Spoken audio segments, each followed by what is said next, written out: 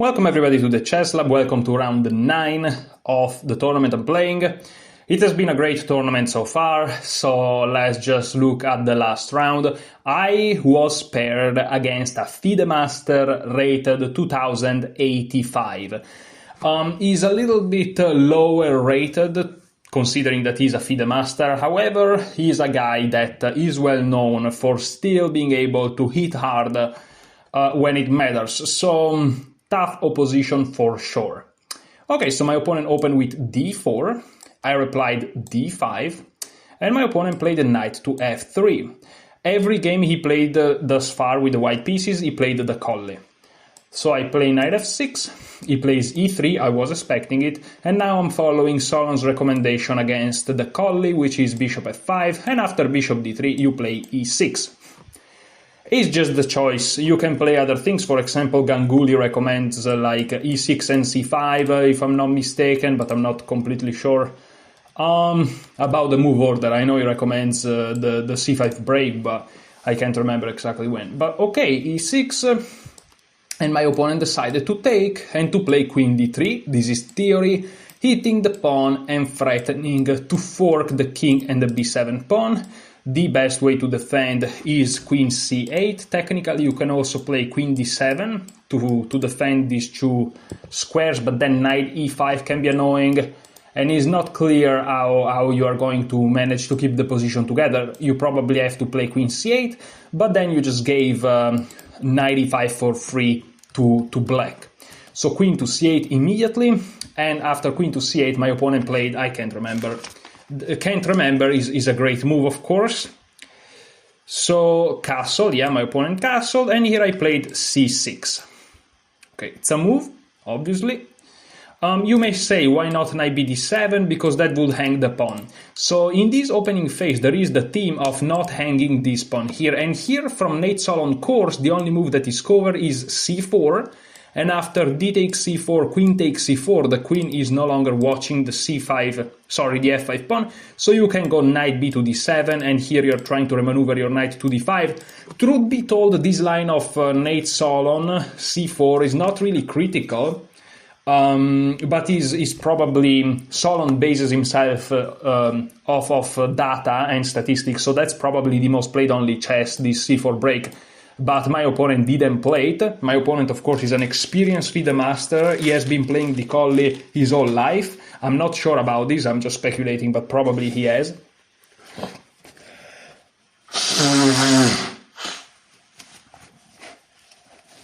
And after the game, we analyzed the game. It's the only game... No, that's not true. It's not the only game that I analyze afterwards, but it's one of the few games that I analyze afterwards. And I was very happy, you know, the master, of course, was trying to teach me a little bit, and I was very appreciative of that, but, you know, it was obvious to me that he was very well versed in these structures, and I'm not only talking about opening theory, he really knew what was going on throughout the whole game. Like, it was obvious I was talking to a master, you know. I know that his rating is a little bit... lower for a Fide master, but he was so knowledgeable about the whole game. It's impressive, really. But okay, c6, and he played b3. He didn't strike with c4 immediately, he played b3. And b3 is such a massive improvement compared to c4 immediately, because if we compare the two lines, after c4 they have to take with the queen, right? And you have this nice maneuver where you basically blockade with the pawn and with the knight the two pawns, and this 2 against 3 is really not doing that much. You can do the minority attack, but it's not the same as the Karsberg structure that will be having a pawn also here. But instead, if we go back to the game, after b3, my opponent is planning to play c4, and the problem with that is that once I take, if I so decides to do, he takes back with a pawn and he has a massive center. And b7 is weak, if I push c6 is weak, like... Because I asked him after the game, I was afraid to look like a fool, but of course, you know, they say that it's important to ask questions even if you think they're stupid, and even if they are stupid perhaps. But I asked him, what about perhaps taking here after c4, and he he explained me that is not good for the mentioned reasons. So yeah, so b3, bishop to d6, and now c4. I played bishop to d6 because, I mean, you have to develop your pieces, and I'm trying to look at this diagonal. He plays c4, which is a very logical move. And you need to understand, after b3, I was out of theory, okay? However, after the game, bishop d6, c4, I played castle, he played bishop to a3, I took, he took with a knight, and I played rook d8. He told me that rook d8 for him was a new move, meaning he was still in theory, and he knew, despite perhaps he didn't know rook d8, he knew that the main idea is to reroute the knight to c3 via b1. Because again, a little bit like the previous game, I don't know if you saw the analysis, that Hedgehog Sicilian in a way, this is a very slow game as well.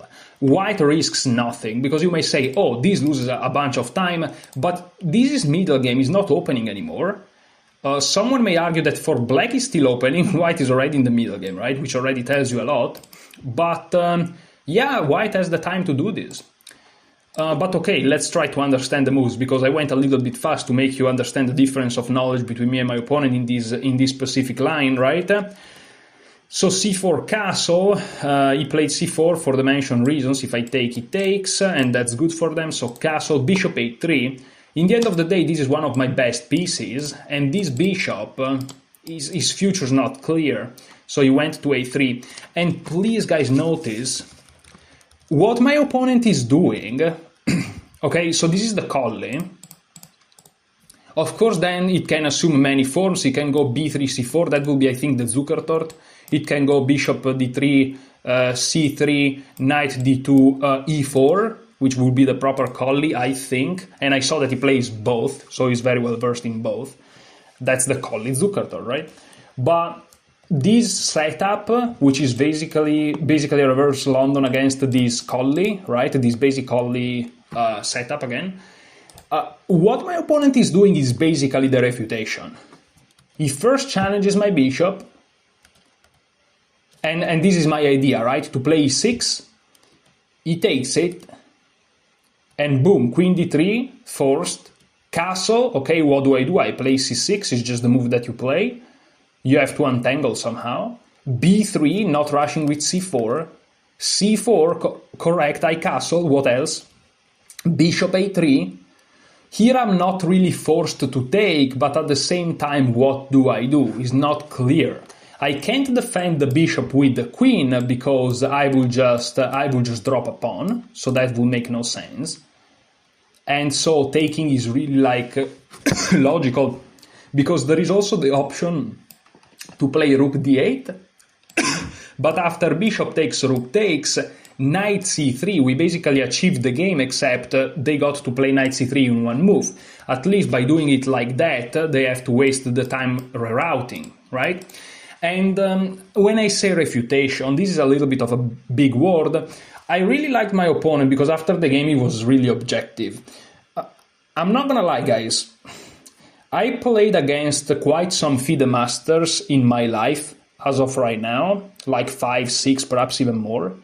And listen, a lot of them has this tendency, a lot of them compared to the amount that I played, so it's like 2 out of 5. But some of them, let's say, has this tendency that after the game they tell you, oh yeah, you never had a chance, I was much better, right? And then you look at the engine, it's 0-0. However, this guy was very objective. He was like, yeah, here white has a very, very slight edge. Still equal, but he has a very slight edge. And it's true. It's true, but you can tell clearly. So I like that my opponent was a very humble dude, despite being super strong, a player you really enjoy doing an analysis with. Except for somebody like me that, yes, I want to improve, I'm really eager to improve, but I'm really not at that level, and he's not even close, so as of yet, of course. So it's nice to face somebody like that.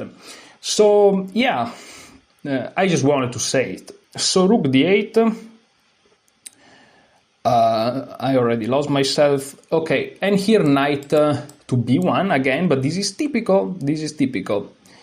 I wrote down a knight b8 on my score sheet. That's great. Knight d4, knight to c3. Yes, here these moves are relatively forced in a way, but I don't know. Knight c3. Here, the problem is I want to play knight d7, but then they take here. And even after take, I find myself with the isolated pawn and the double pawns. I can't allow myself that. Whereas here, if they take with a pawn, I just take with a rook, and if they fork me, I just take, they move, and now I have the time to play this, because that will be not attacked if the queen's here. Like, okay, let me show it to you.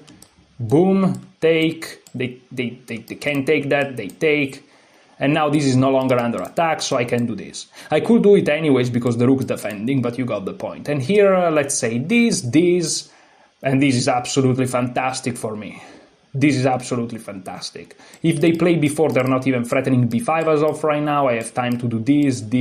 My position's great, knight e4, or even here and the queen here, you know, things can get messy with the rook already here. I can do some sacrifices, go crazy.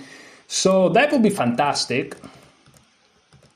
Of course, they didn't do it. They played knight c3, kind of forcing me to do this, because now if I played this, they take, right? And here if I take, I lose a pawn. And if I take an intermediate move, they take, and okay, but now I have these weaknesses, you know? There's not much else to be said. They can go queen a5 to win a tempo, they can go here.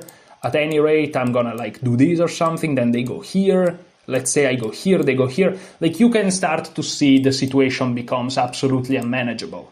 Like, this becomes absolutely unmanageable. This would already blunder the game away, and I didn't even do it on purpose. What do you do? Like, here, like, you can tell who's better and who's gonna get crushed. So, yeah, it seems like a chill position, but I have to be very, very careful. Hopefully you're not too confused about those lines, but I don't think they're too confusing. In a way, they're simple, but effective. So, queen takes c3. Let me make this the main line. Okay, and here again I can't just play knight bd7 because they take and do whatever they want, again here or here with respect to the previous line basically. So, you know, I can't develop that knight as of yet, so I played queen to e6. Queen to e6 on move 14. Yes, let me just make sure I'm not hallucinating. And here I finally want to go knight d7, because if they take, I take with my queen, and then I go knight to f6, and things are kind of okay. At least that was what I was thinking. So now knight e5, and here I can play knight d7 indeed. So, you know, I managed to not get crushed out of the opening, but still you could tell who's the one that knows what he's doing, which is my opponent, obviously. So knight d3. Knight f6, my opponent told me after the game that perhaps this maneuver was a little bit of a waste of tempo, perhaps going here immediately is better, and okay, I have to make sure that I clarify something. My opponent's long-term plan is to do this avalanche on the queen side and create weaknesses by taking my pawns, unless I take theirs, and it's still weaknesses for me, so that's the idea. It's a very simple plan, yet effective. Rook f to c1, and here already is not clear for me what to do, because they're just gonna close the position and then start an avalanche. And again, if I take here, this is weak, and if I push, this is weak, it's a problem. And if I push and push, assuming they don't win a pawn, they can push and they have a passed pawn all of a sudden, and it's very tough for me. So they're trying to attack here, I should be trying to attack on the king side. So I did that, however, these attacks usually don't end up good for black. Of course, if you are a club player, you can win this position every time with the black pieces, but against a master is difficult, because they know the defensive maneuvers and all that. Before they start, a6, arguably not that useful. A4, and now I started with h5. In my opinion, I didn't put it into the engine, but in my opinion, and my opponent's opinion as well, strong master, remember, I mean, this is already not that good for black. It's already quite tough. Strategically speaking, obviously, you know, practically you can play anything, but... Okay, so here knight e5, and now here, okay, I kind of want to go here, and there may be some problems attacking this guy. If this, I have this. It can get messy, right? It can get Ronaldo, but it can get messy for sure. So my opponent played knight to e5. Just to go back here, and that's why he said that perhaps this whole maneuver was a little bit of a waste of a tempo, because he's now doing the opposite. And you may say, oh, come on, really? Is he really doing that? But again, I told you in the beginning, it's a very slow maneuvering game. There are no breaks for black. That makes a lot of sense. You can sacrifice a pawn if you want, but come on. And it's nothing. And then white is just gonna push at the right moment. So 95, 97. Did I really play knight d7? No, there's no way I played knight d7. Sorry, guys, but... Okay, knight g4. I was about to say, what? Knight f3, defending everything. And now, after knight f3, I'm like... I played queen c7. I didn't play queen c7. Knight e5, What? Okay, so there is a mistake. Here I played queen e7. Here I played queen e7 on move 18. I didn't play queen c7. On move 18, queen e7, and I also write it down, so I just made a mistake here. and now I played, after a4, I play h5. He goes here, I go here, he goes here, and now I play queen c7 to eat nothing. No, here I'm threatening f4. And it's not really a threat. I thought it was a threat after the game we analyzed. If he plays something like this or this or this or whatever. And bro, I thought that f4 was a great idea. But we looked at some lines and black can actually go into that quite comfortably. And black is still the one that is under pressure. White can go into it comfortably. I don't know what I said. So g3, queen e7, queen c2.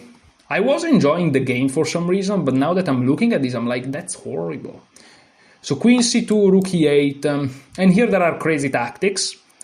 And here, listen, I shouldn't say this, but like, I managed to outcalculate him a little bit. He said after the game that he kind of trusted me, right? And he didn't see a move here that I saw. I saw it after playing rook e8, so I really outcalculated nobody, but... The point is, of course, you may say, what about this pawn, right? But of course, that's my intention of rook e8. It's not that I blundered it. If he takes, I take here, which is crazy. And there are so many unbelievable lines here that is just unreal. For example, the first line that you'll have to look at is knight to g5. And it seems like it's over, because white's hitting the knight and is threatening this check. However, here you have the crazy queen takes g5, double exclam, which is something that I almost excluded this whole line because of this move, knight to g5, but then I noticed queen takes. And he said after the game, this is double exclamation mark, like, I was so proud of that. So, and if he takes, of course, there is this. This is unreal, dude, like crazy lines, so you can't play that. There are many lines, of course, but the most critical is king takes, and then check, and then king here, and then check, and then king here, very important move, very important, and now I have g6, right? This variation is extremely complex, and in fact I made a mistake. And here the key move is queen to f4, and what he saw, and what I saw, was rook to e4, and here, if the queen goes here, there is rook to e6. And the problem is the queen doesn't have a square to stay defending the knight. And so my idea is that I found a draw by repetition. But it's not that simple. Another move that I considered and he considered was rook to e1. However, this doesn't work because rook takes f4.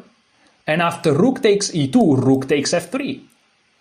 And of course it's complicated, you have to make sure that you calculate properly, that's probably not good, but this is probably okay for black, considering that he's, from the very beginning, is running no risk. And by the way, I saw this position here, from here. It's not bad.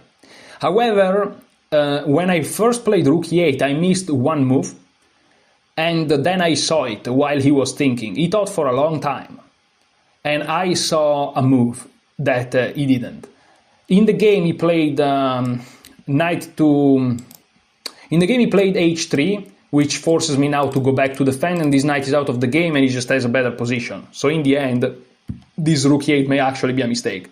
However, taking is possible because of a crazy move, of a crazy line, sorry. Knight takes, we saw it. King takes, queen takes, king here, check, so that the king goes out of the knight here, and now g6, and now queen f4, and then rook e4. And here, the move that I saw while he was thinking, and he couldn't see it, is knight to g1. It's a very nice move. Knight to g1. And I showed it to him after the game in the analysis, and we concluded that this is indeed winning for white. And the problem is, after I take the rook, the queen hangs, but I don't have a knight to take. Whereas in the variation where they play rook here, in the end of the line, I have a knight to take. But here, after knight here, I don't have a knight to take. And funnily enough, I don't even have a pawn to take because the guy defends. So yeah, that would have been knight g1. Brilliant move, in my opinion, brilliant defensive move. I saw it from the distance once I played the move, very smart of me, but still. So yeah, I would say that my calculation has increased tremendously. It's still, of course, very lacking. It's not really well structured because, again, my calculation has improved a lot, and yes, you see the line, you see that the line is wrong, but you play it because you see it after you play the move. Like, that's ridiculous. But yeah, listen, it managed to be enough for a FIDE master, so what do you want?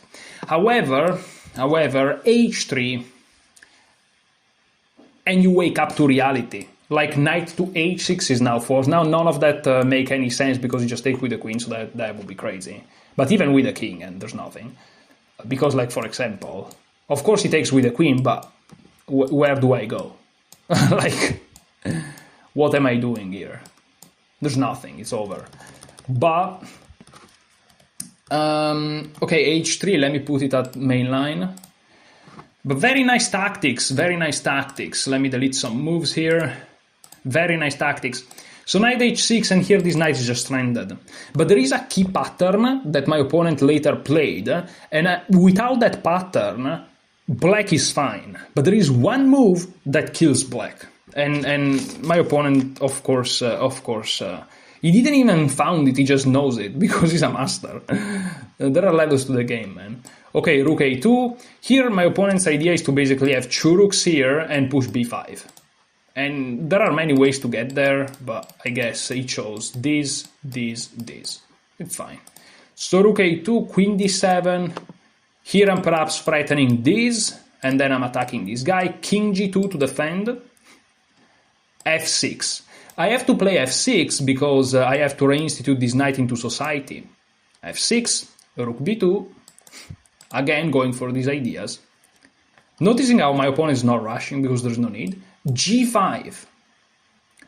g5. And listen, here black is doing amazing, except is not, but for one move. At least strategically. Engine and tactics are something else, but the strategy of the masters dictates that here black is doing fantastically, except for one move. If white founds this move, black's crushed, strategically in the mind of masters.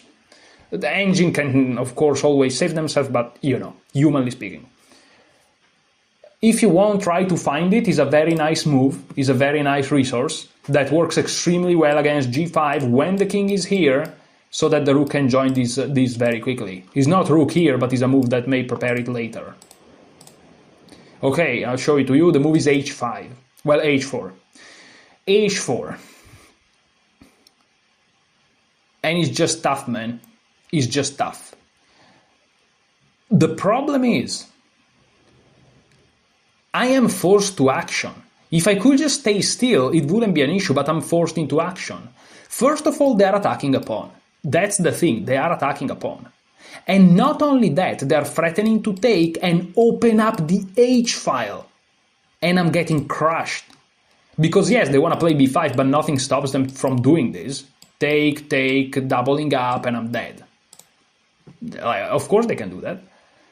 King g2, very good move. And what do? If I push, you may say, well, you just push, but no. Because their knight will always find some squares, let's say here, to go here, let's say, right? But my knight, look at my knight, where is my knight going?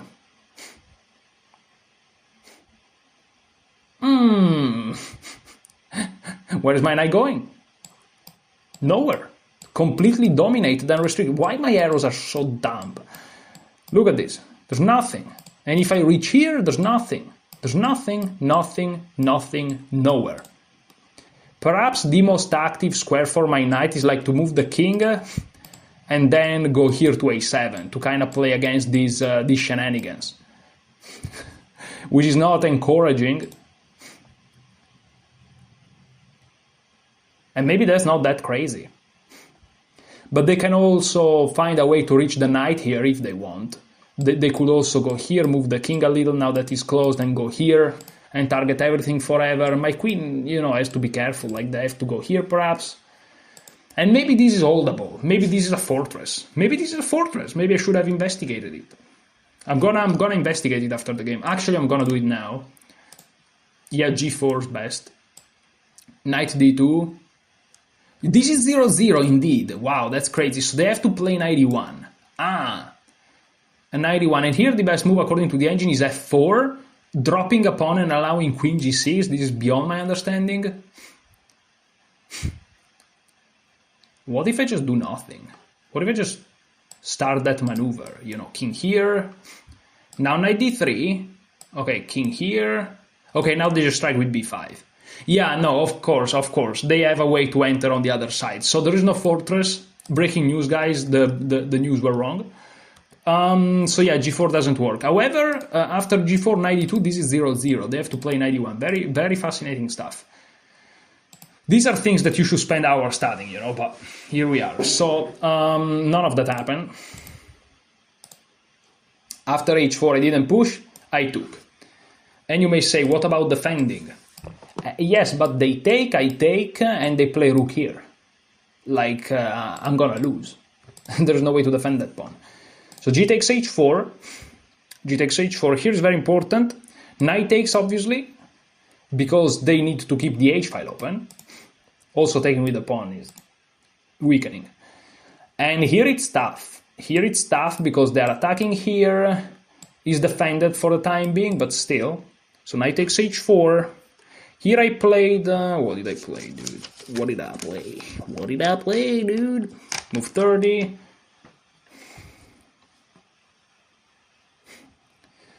Sorry, guys, but I don't know what I played here. I played rook e4. I played rook e4 so that I can play knight g4, perhaps, to at least block this. If they push, of course, I just win a pawn, so that's ridiculous. Queen e2 now to attack this guy. Really? Rook. Sorry, but no, here I completely... I wrote down the wrong moves here. I'm insane.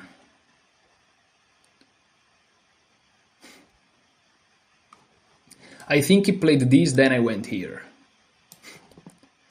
And here I'm threatening to take here. Yeah. I wrote down the wrong moves. Oh, but good thing, this game is actually on...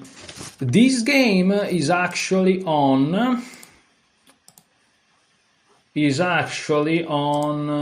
on track, on record. This game's on record, so let me find it. I lost the game, spoilers. Not that that was a mystery, of course, right? On board 18, no? Oh, that's round 1, sorry. Wrong game, I can do it. Round 9. On board 18, if I'm not mistaken, yes. Okay, so we're gonna see the game. I wanted to make the... I wanted to make...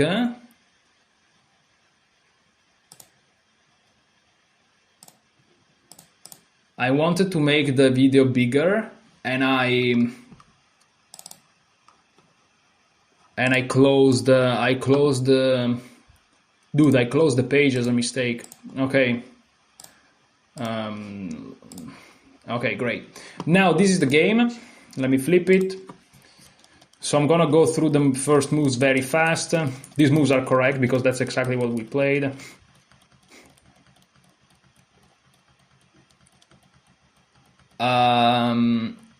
So here I took.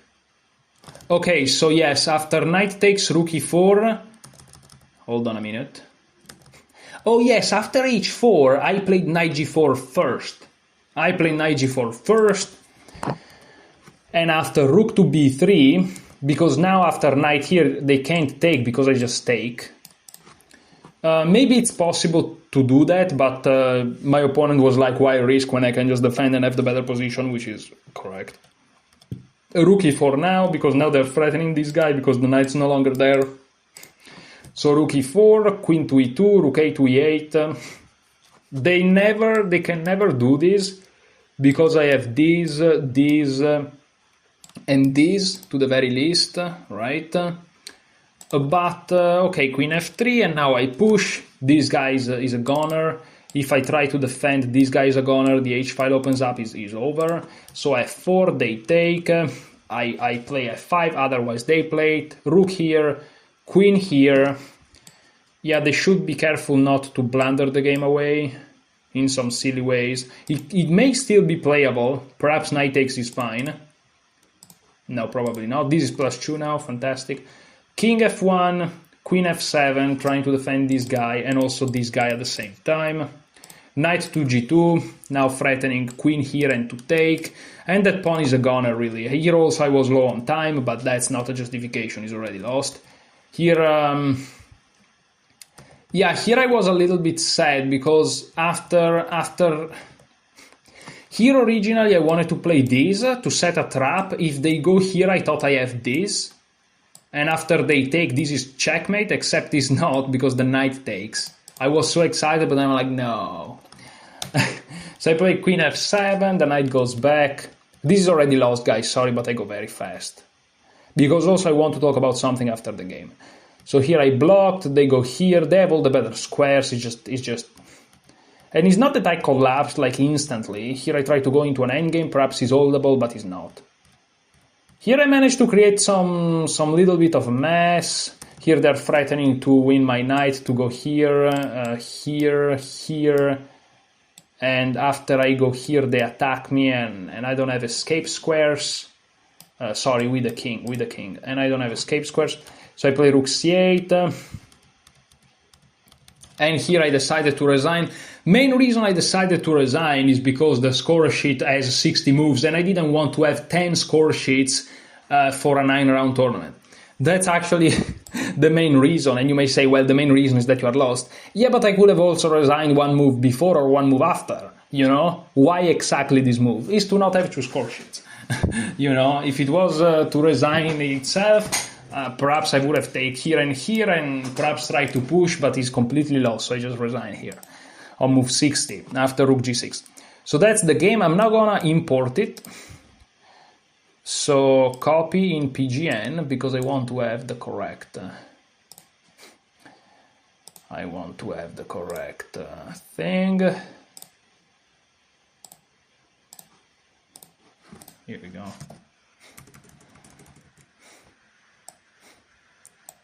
Okay.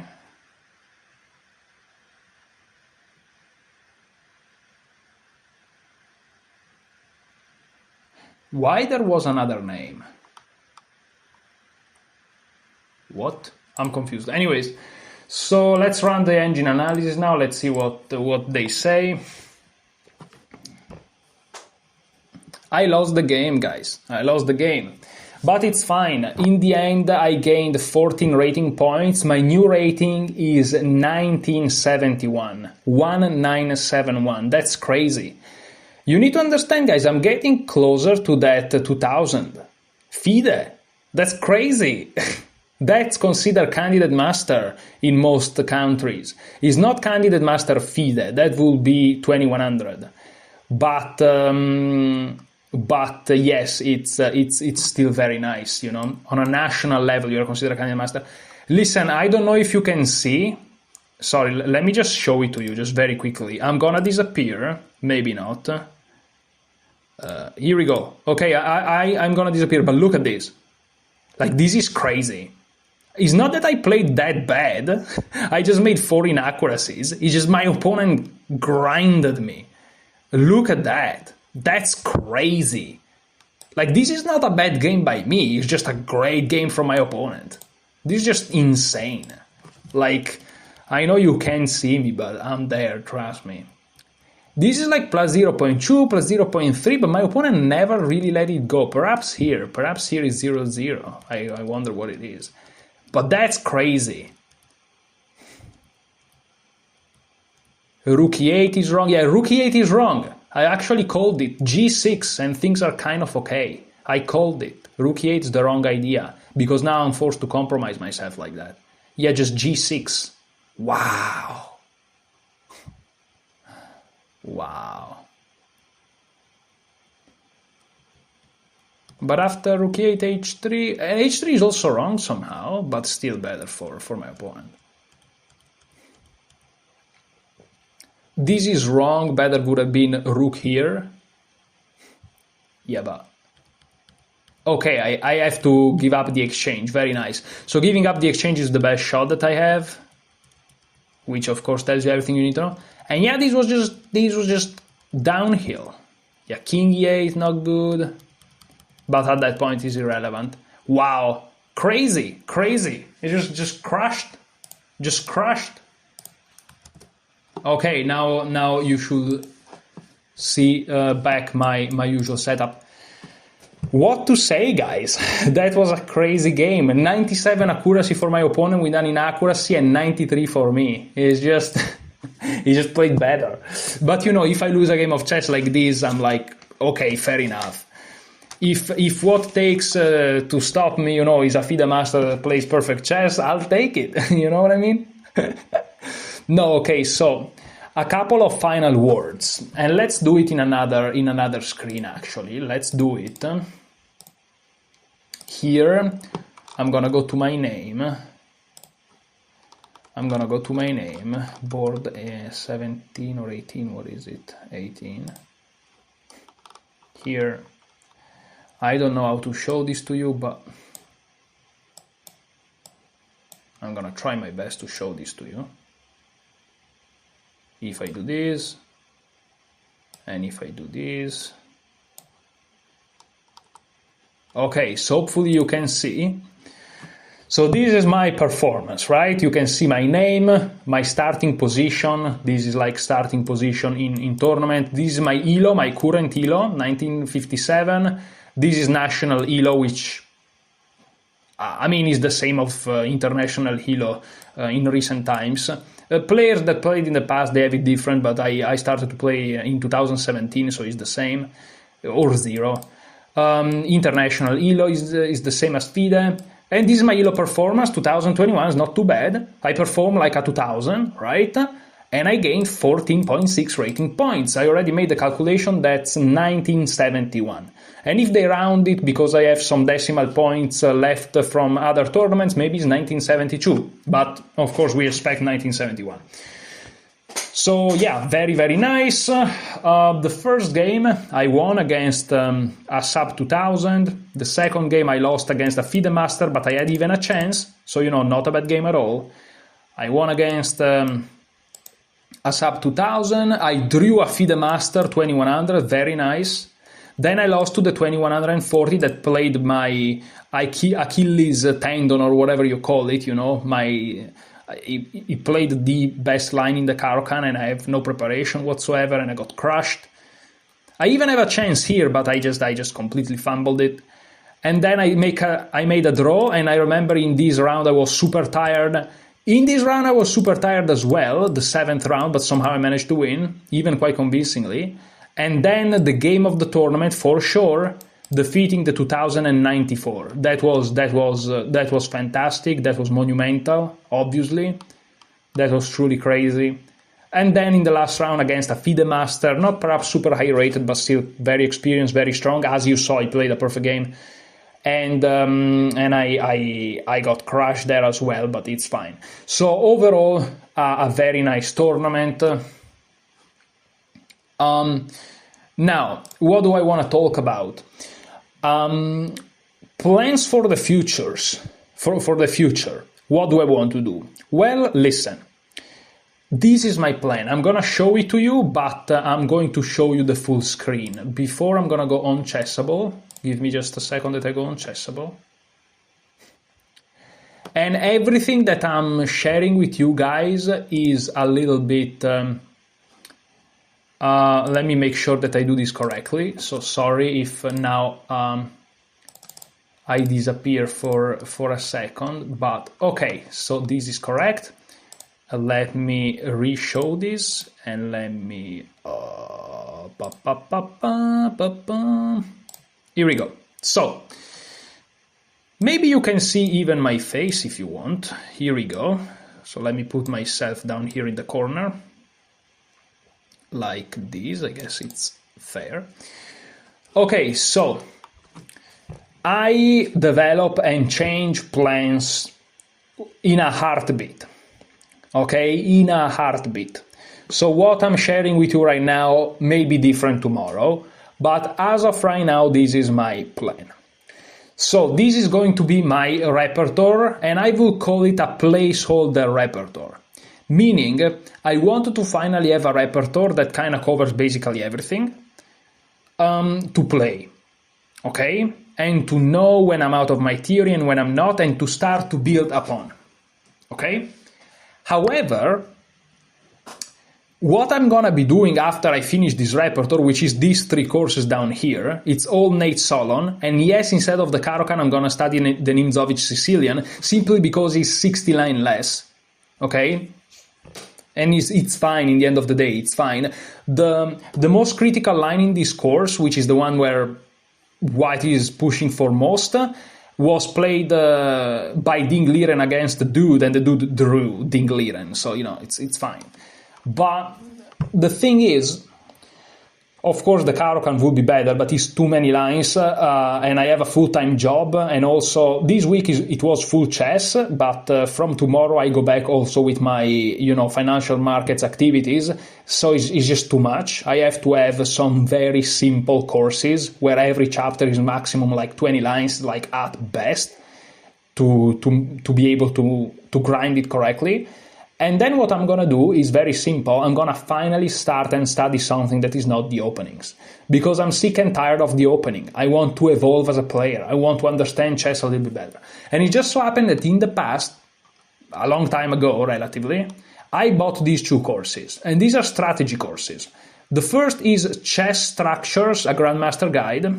It was made by something Flores, right? And is presented by Niels... well, this guy here is not Niels, is something else, but he's Carlsen second. And then there is this course here, which is a gem, which is Developing Chess Intuition, Domination, and Other Less Knower Positional Concepts by Grandmaster Raven Sturt, the guy of the Bird course. And I'm not so convinced about the Bird course, which I also own with the video presented by Simon Williams, but guess what? This course is really, really good. I already studied it in the past, but then I resetted it.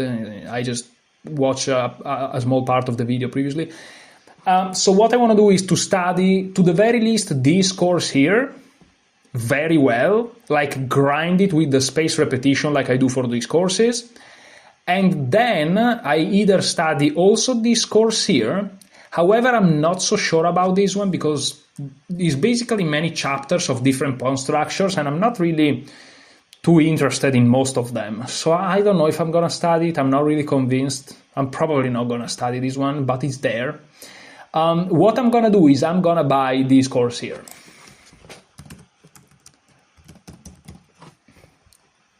This one. I'm going to buy this course here, which is Silman Complete Endgame Course from Beginner to Master. And I really like it because if you look at the chapters, it's basically endgames for beginners, which is like super basic endgames. And then it starts to increase.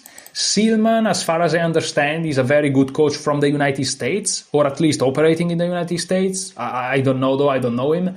But basically, these class E, class D, class C, class B, class A, experts, masters, they should be like categories in the United States, USFC, which would be the rating of the United States, if I'm not completely insane. So it's basically based on that, but that's fine. It represents Elo Fide, you know. You can also call it Elo Fide. It's not the same, but it's kind of the same. Come on. And I really want to grind this course as well, because you need to understand, guys, I really don't know endgames. And when I say I don't know endgames, like, I understand concept like the opposition. I understand diagonal opposition, very basic thing. There is the rule of the square. There is the rule of the trousers. You know, I watched some Naroditsky's videos. I read a Yusupov chapter on knight versus bishop endgames, if I'm not mistaken. I know a little bit, right? I mean, I've been playing chess for 10 years, not 10 years, 8 years, almost 9. You can't really say that you don't know anything about endgames, but the reality is what I know is is like air, you know? Is not structured. I don't have a mental framework. I don't have, I don't have a structure. It's just things, random pieces from experience, you know? And so my plan is to get some basic strategy in with the Raven course, and perhaps even the Flores course, but I'm not sure, and then grind this endgame course. So finally, I'm gonna start to have some knowledge also in some other aspects of the game that, let's be real, are neglected by most players. So you also get a competitive edge if you know your endgames, because nobody knows their endgame, and as of right now, I don't even know my endgame, so I know that people don't know their endgames. I mean, lately I've been starting to know opening on average better than my opponents, as I saw from the games, except the last one, of course. But you know, if I know the opening decently compared to the average player I encounter, then I'm definitely gonna know endgames better once I study these courses, because everybody study openings, and that's pretty much it, myself included. So if I start to study also these things, I'll get hopefully some competitive edge, right? And then maybe I'll also start to look into something else. Of course, you can see recommended here there are other very good courses like the 100 endgames you must know, the Woodpecker method, how to reassess your chess. But the reality is the Woodpecker method is just a bunch of puzzles. It's more about the method. The puzzles themselves are not considered to be too great. I've never read it or bought it, but that's what people say, so okay. How to reassess your chess strategy basically is presented by... what's the name of the guy? I don't remember the name of the guy. But it's a very famous book that exists as much before Chessable, and even this guy as well. And the 100 endgames you must know, I read some reviews of this course here, and apparently this is basically 100 endgames you must know, like supercharged. But I really like it because it starts very, very chill. I don't know if I'm gonna buy it with the video because it's like 4 times the price. But I'm definitely gonna buy the basic version. Okay, so that's basically my plan. Let's conclude with the chessboard though. Okay, let's conclude it like this. So this is the plan, to try to improve my other areas of my chess. And of course, while I develop these other areas of chess, I'm not gonna neglect my openings, like those 3 courses, Nate Solon's Knight F3, the Semislav, and the Nimzovich Sicilian. I'm gonna study them, of course. And what about next tournaments, right? What about next tournaments? Well, next tournaments, there may be a tournament in January that I may do, but I'm not sure, because I need some months to get some good preparation in. Because the good thing about your rating increase is that it increases, but the bad things about your rating increase is that every matchup now gives you less rating. You know what I mean, like mathematically. So I need to be stronger and stronger and stronger. Like, you want to enter a tournament where you're stronger than your rating, otherwise you're gonna lose rating, right? But yeah, when it comes to the Nimzovich Sicilian by Solon, again, that's a placeholder. meaning I need to have something, like when I play online as an exercise, right? I need to have something as an opening. And so I'm going to play the Nimzovich Sicilian, but I don't plan to stick to that opening forever. At one point, because lately, in the past I said that I was taking a big break from chess, and I kind of did for like 3 months, but lately I've realized that I can actually manage to incorporate everything into my life, my job, financial market activities, and chess, and even physical activity. It sounds like a lot, but you need to understand that I'm a very specific type of person, and I don't really enjoy, for example, going out every night with friends. I enjoy going out with friends, for example, hiking on a mountain every once in a while, like once a week or once every 2 weeks or even once a month, right? But I'm not really the type of guy which is super social for the sake of it. I get a lot of pleasure and a lot of enjoyment from working on whatever project I have, and it's something that I don't push on myself, you know? I couldn't do it. I can't push things on myself, believe it or not. It's just something that I genuinely enjoy to do. And this is something that I've discovered lately when I tried to do it. Because in the past I was afraid of working too much, actually. But lately I'm like, let's try to work all day and let's see how I react. And I have to say, I react very well. I really react very well, and I'm very proud of that. So I also feel better, like in every sense, really. So, you know, despite it seems like I'm doing a lot of things, in reality, if that's what you do all day, you can absolutely do it, you know? So yeah, very excited for that. But okay, that's enough, 51 minutes of recording. I would love to keep talking to you guys, but I guess this is getting ridiculous now, and I'm just talking alone to a camera. So, okay, or to a webcam technically. So having said that, guys, future videos I don't know, because again, lately I was doing some videos where I played Blitz to train my repertoire and whatnot, but the amount of work that I'm gonna be required to do, not only in chess but also in the other areas that I mentioned, is going to be quite impressive. So to record for the sake of recording for like 1 or 2 hours is not gonna be something that I'll be able to do. I love to record videos. This is also something I discovered. And after I stopped this channel from being like my job, and I started to do it just for fun, I enjoyed recording videos much more, right? I really love to record these videos. I don't know if you can tell. But I'll have to take some breaks from recording, man. I can't fit everything in. I have to prioritize the right things, right? So I'll make some videos every once in a while because, again, I enjoy making them, but I'll have to restrain myself from that. Yeah, so, you know, videos are not going to be super frequent. Again, maybe a tournament in January. And in general, in the future, I plan to make some tournaments, but I want to have some good preparation first. So, thank you so much for watching. And as usual, guys, very important, enjoy your chess.